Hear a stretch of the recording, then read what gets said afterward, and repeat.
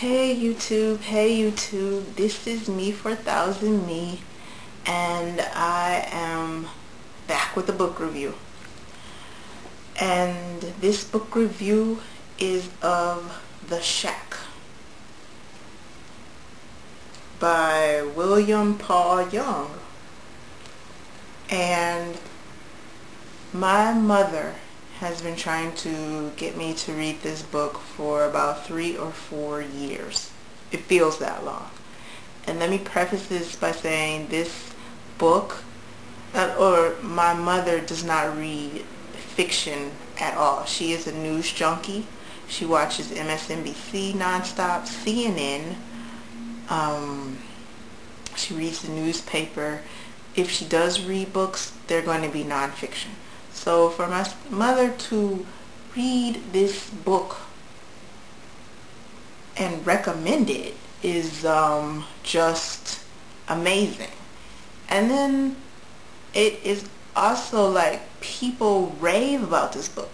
And what intrigued me about wanting to read this book was that so many people who were raving about it are not book readers or have a passion for books, or they don't like reading, but they raved about it. This is marvelous. Oh my God, this is the best thing ever. And so that intrigued me. Let me tell you a little bit about this book. I'm gonna just read the back. The main character of the book, his name is Mac, and his youngest daughter Missy, without giving too much away, she's abducted during a family vacation, and something tragic happens. Fast forward 4 years, and her father is still dealing with this, as anyone would after a tragic event. And he goes back to the last place that she was seen alive. That is not a spoiler. And then he has a talk with God. God comes in a human form to Mac.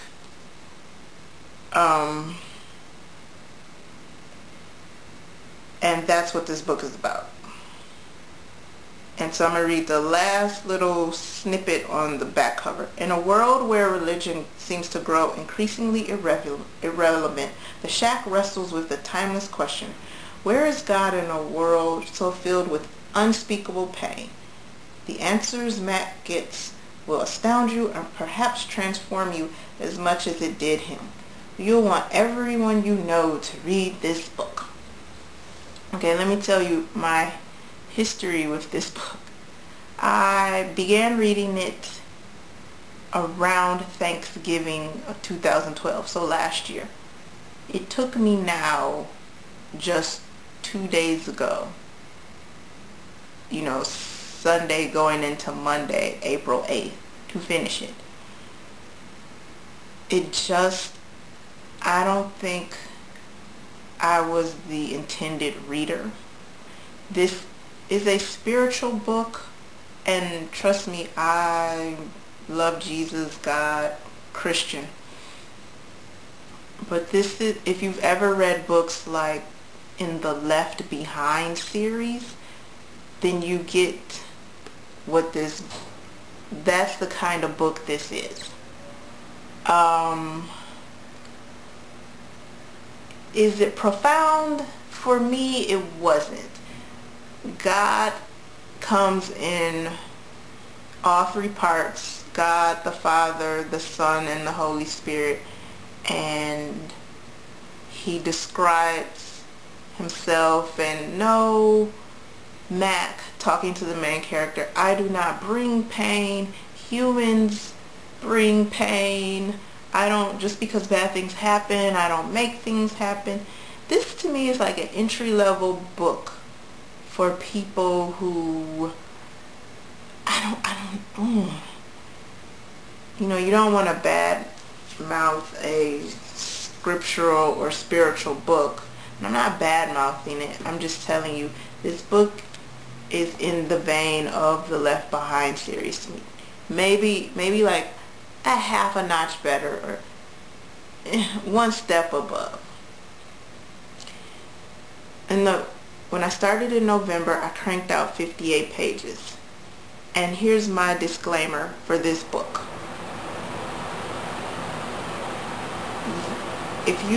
Some people this is a black and white book to me. There are people who truly love it and it is a page turner for them. And then there are people who struggle with it because you have to suspend a lot of everything for yourself for this book. I read 58 pages pretty quickly in November, and then I put it down and I never picked it up again until Easter, because this is my mom's book, and I went home for Easter and I thought, remember I talked about, I'm going to read this book for Megabus Reads, because I'm going home. I wanted to kind of finish it and give it back to my mother for Easter. Ooh.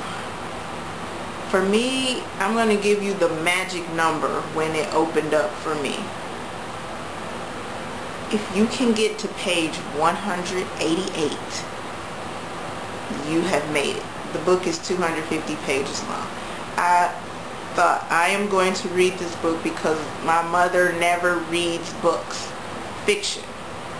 The last fiction book I think my mom read was Terry McMillan's, the one with the 4 women.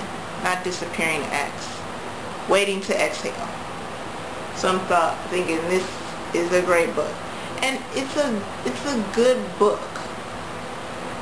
But it was not a page turner for me. And kudos to all the people who this is a page turner for. But for me, it didn't start to get good until page 188. By that point, I was like, I'm about 75% done. That's how I was dealing with the book. You got quotes on the back from Michael W. Smith, a recording artist. Winona Judd, a recording artist. I guess I'm at a point in my life where if something bad happens, I don't look to God and say why, because I know when bad things happen, it's because humans have done them. Like there is no spoiler in saying that the girl was abducted. I don't say, oh God, why did you do this? No, I'm looking at, why did that stupid kidnapper kidnap the little girl? So I think you have to, if you're at a third point in your spiritual walk, then this book might be a little, might not be, I'm not going to say it's not for you, but you're a little ahead of the game. If you're one of those people who still is, why God, why do you let people starve? Why are people going hungry? Well, people are starving on the planet not because God is making them starve, but because other people we're letting them starve, So, yeah, this is like step 1. It's a good starting tool. So I guess that's what I'm saying, which kind of makes me sound like a snob. And I'm not. But if you can muscle through this book, kudos to you if you found this a page turner. I put this book down and I never, if it wasn't for me needing to return the book, I don't think I would have ever finished it. Yeah.